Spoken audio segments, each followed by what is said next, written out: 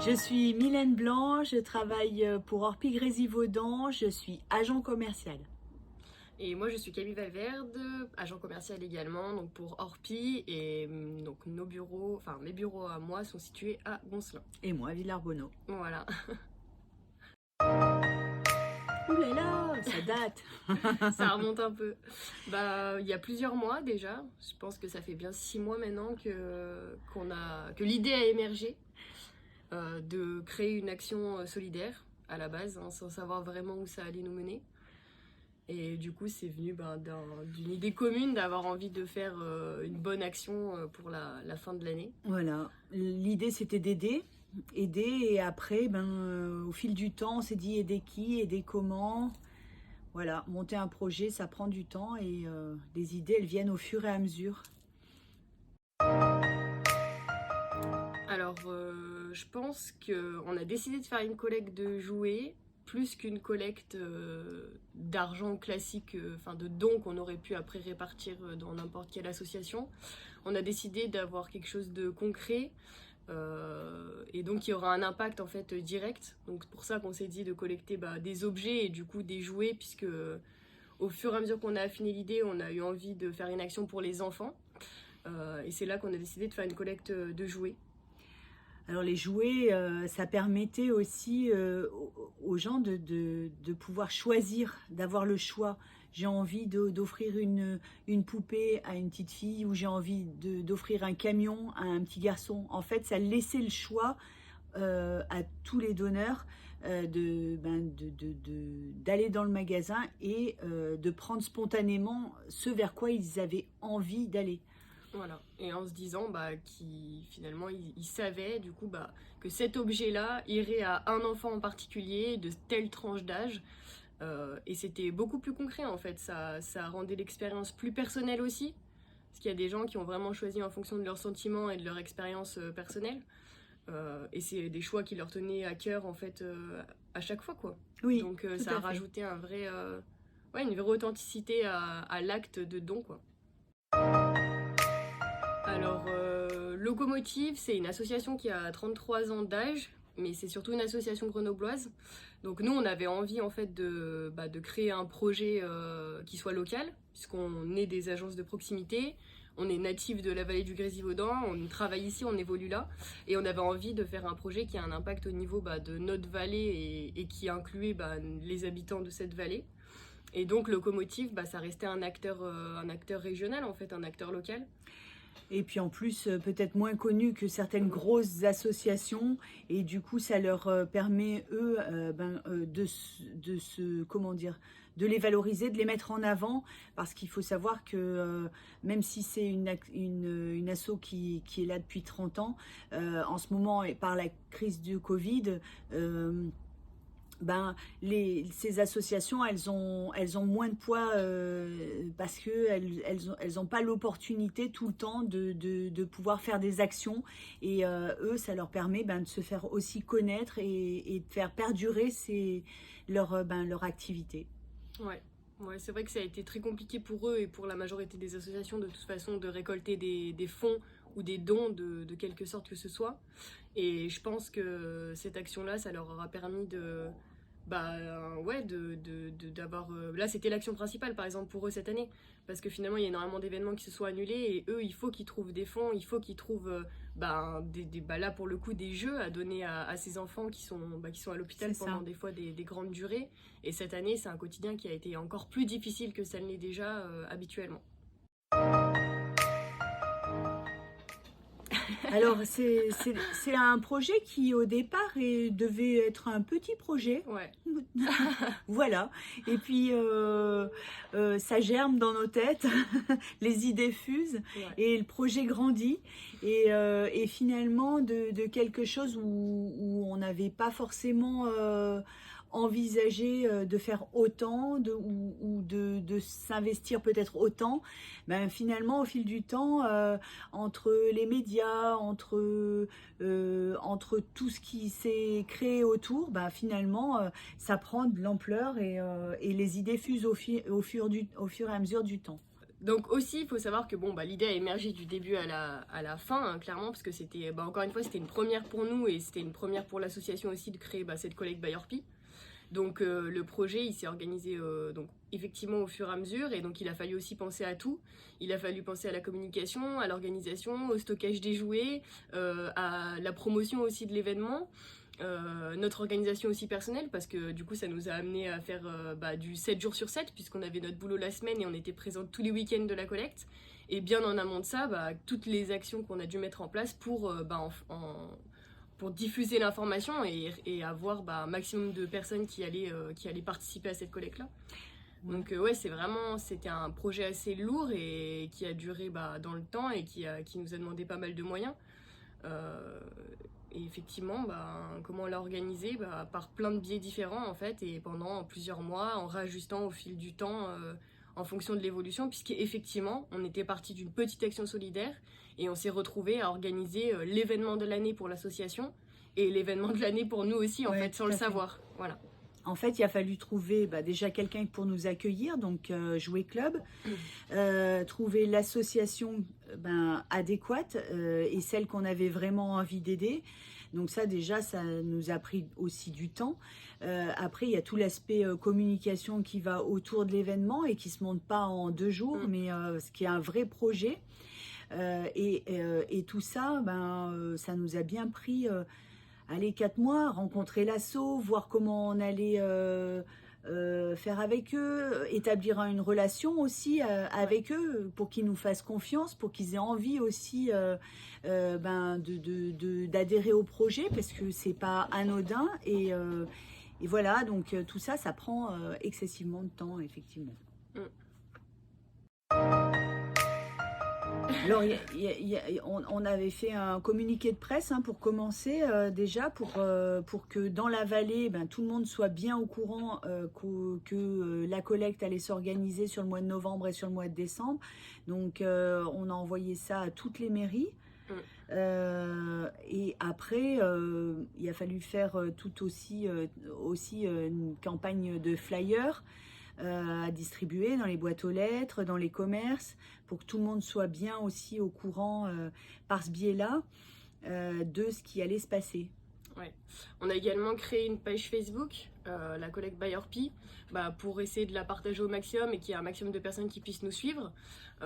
Et aussi suivre donc avant le début de l'opération et pendant son déroulé aussi. On a essayé de tenir cette page là pour donner des actualités, rappeler qu'on était bien présent et alimenter en fait au fil du temps cette page. Et je pense que cette diffusion aussi digitale, elle était essentielle. Donc on est passé par plein de biais, on a eu de la communication physique, de la communication digitale, on a essayé de monter un vrai projet de com en créant aussi la collecte by Orpi, puisque c'est un petite marque dans la marque qui n'existait pas. Donc son logo, son nom, on a vraiment tout développé. On est parti de rien et on a... en l'occurrence, on a fait ça. Par exemple, je ne sais pas si vous en avez vu, peut-être un petit peu de partout. En tout cas, si vous êtes aussi client du magasin, vous pouvez être sûr que vous êtes reparti chez vous avec un de nos flyers. Mais c'est passé par tous ces biais-là. Et je pense que grâce à ça aussi, on a touché pas mal de monde. Et grâce au soutien et des personnes, des particuliers entre guillemets, qui nous ont suivis via les réseaux par exemple, ou qui ont vu ça par les flyers qu'on distribuait nous-mêmes, mais aussi par l'impact qu'on a eu grâce aux médias comme le Dauphiné Libéré qui a relayé notre opération à plusieurs reprises dans le magazine. Oui, ça c'était important. Voilà, grâce aux mairies aussi qui ont joué le jeu, qui ont diffusé sur leurs panneaux lumineux, qui ont diffusé dans leur magazine des villes, qui ont fait des petits flyers aussi. Donc je pense que... En fait, là, c'est vraiment, on a eu du soutien et ça, c'était hyper important. Et de toute façon, rien n'aurait pu fonctionner sans l'aide de tout le monde. Voilà, c'est un projet qui est né de 2 petits cerveaux et qui s'est étendu grâce aux partenaires. Voilà. Et après, grâce à toutes les personnes qui nous ont soutenus et qui ont participé et qui ont relayé aussi l'information, quoi. Donc c'est un gros travail d'équipe. La fatigue. Alors il y a eu la fatigue, il y a eu le fait que Alors au départ, on savait pas combien de jouets on allait avoir, donc on n'avait même pas envisagé le Ouais. stockage. Ouais, par exemple. Ouais. C'est tout bête, hein. Mais quand on rentrait après une collecte, où est-ce qu'on va mettre tout ça? Parce que bon, bah comme vous le voyez derrière, et il n'y a pas tout là. Ouais. Ça a fait beaucoup à stocker. Donc ça, c'était voilà un aspect qu'on n'avait pas, enfin qu'on n'avait pas prévu, pas envisagé. Mm.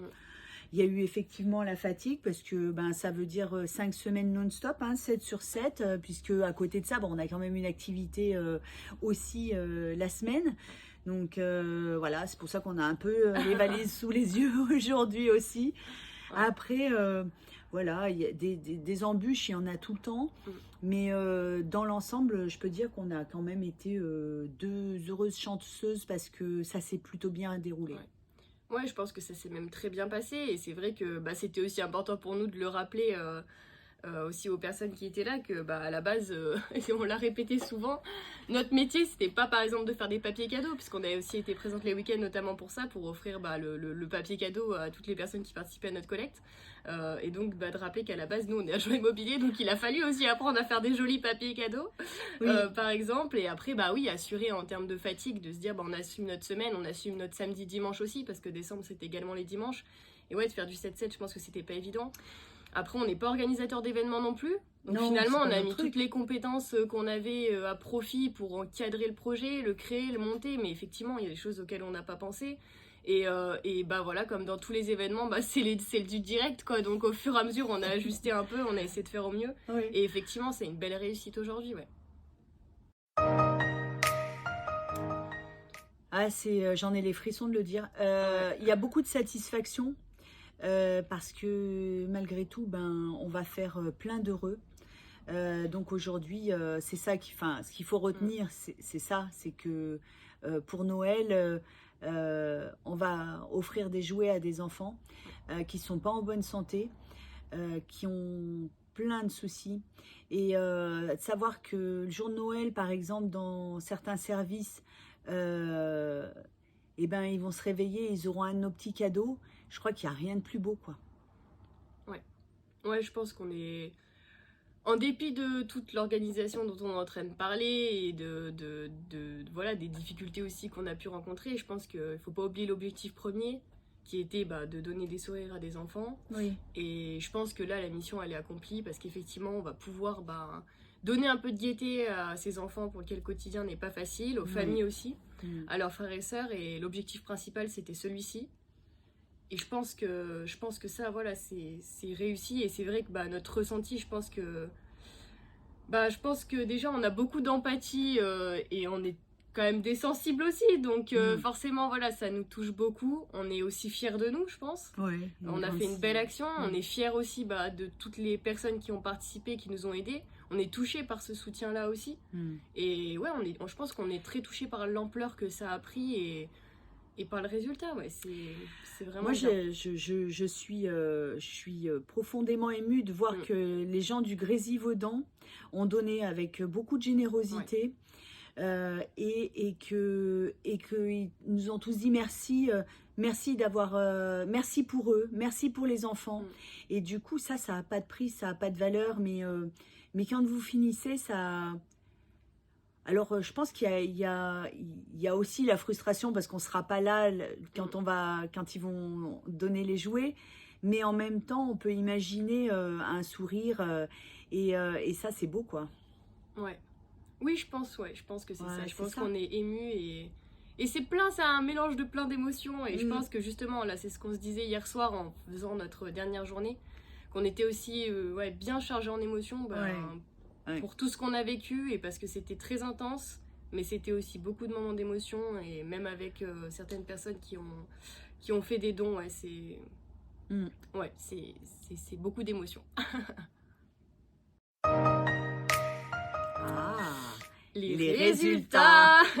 Alors, je regarde résultats. Ouais. Alors, les résultats, avant de parler de résultats, ouais. faut peut-être déjà se poser la question de savoir dans quelle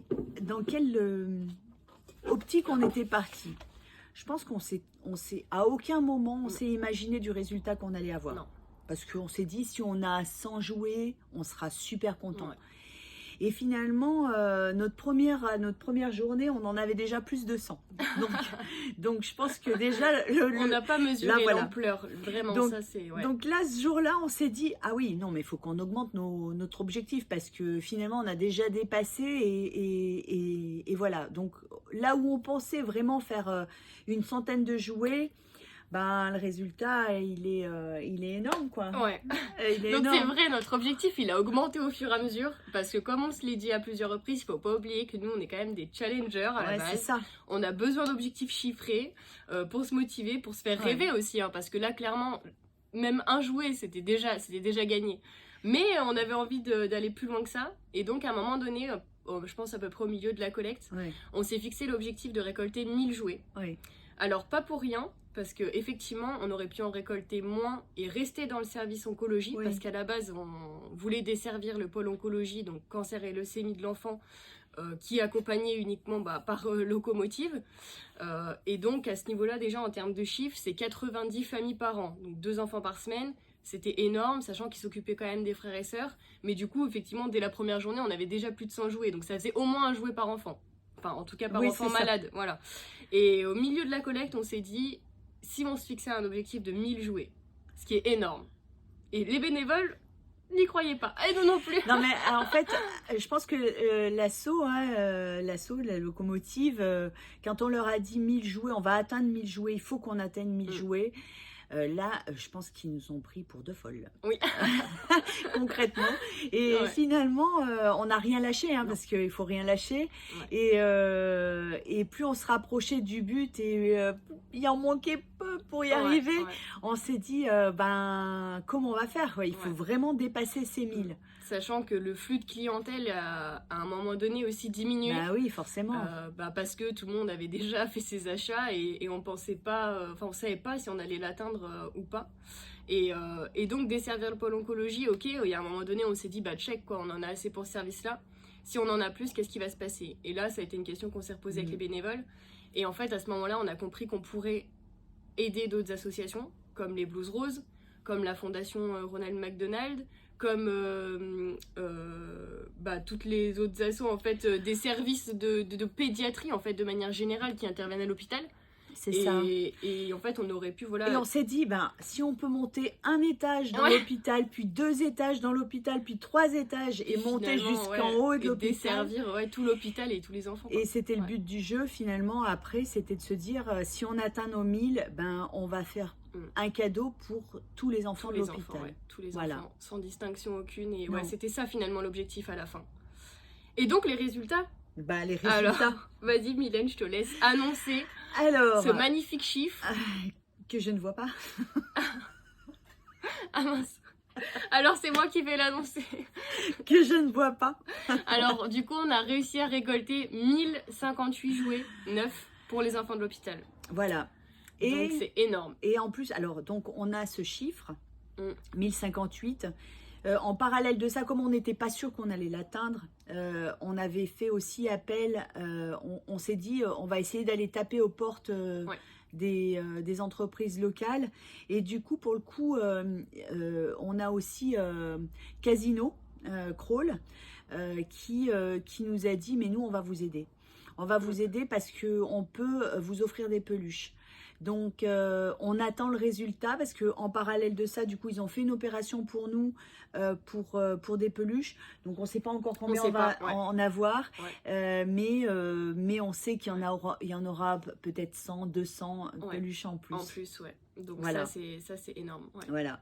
Et puis avec nos petites mains musclées, vu qu'on a quand même fait plein de papiers cadeaux, beaucoup de papiers cadeaux, plein de papiers cadeaux, et que nous sommes maintenant des pros du papier cadeau, nous avons récolté aussi de l'argent.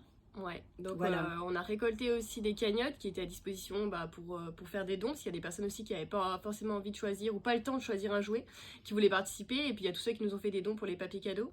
Donc effectivement, par rapport à ce résultat-là, du coup, on a 1358 € et 68 centimes de récolter en argent, donc ce qui est énorme aussi pour l'association. Donc cet argent-là, cette cagnotte, au départ, on pensait l'utiliser pour racheter davantage de jouets. Sauf qu'aujourd'hui, clairement, l'objectif, voilà, vous l'avez vu, il est plus qu'atteint. Voilà. On va pas racheter de jouets. On va pas racheter de jouets avec cet argent-là. Par contre, il va bien aller entre les mains de Locomotive, puisque Locomotive organise aussi des sorties pour les enfants qui vont mieux, pour les frères et sœurs, pour les parents aussi, ils font des sorties en famille, voilà, ils créent des événements aussi à l'extérieur qui nécessitent des fonds, et donc cet argent-là va aller pour ces opérations-là, pour ces sorties, pour ces petites activités. Ouais, c'est ça. Donc ça c'est super. Ouais, c'est une jolie somme, hein, Ouais, 1300, c'est une très belle somme. plus de 1300 €, donc ça va leur permettre de faire quelque chose de joli à côté. Ouais, voilà pour les résultats. Là, on a plein de monde à remercier. Ouais. Alors, vraiment, ouais. est-ce qu'on vous fait une liste comme dans les films?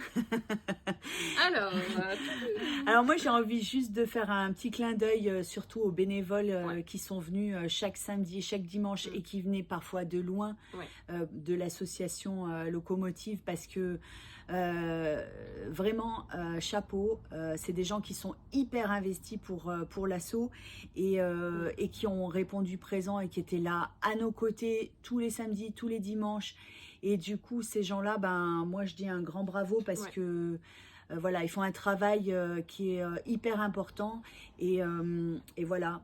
Ouais, je pense que on a envie de remercier les bénévoles, on a envie de remercier forcément toutes les personnes qui ont généreusement participé à notre opération, qui ont permis la réussite aussi de cette opération, qui ont permis de donner pas quelques sourires, mais du coup des milliers de sourires en fait, hein, on peut se le dire, au sein de l'hôpital de Grenoble. Voilà, c'est notre CHU, c'est nos services, c'est nos enfants, et c'est des personnes de la vallée, donc vraiment merci à vous.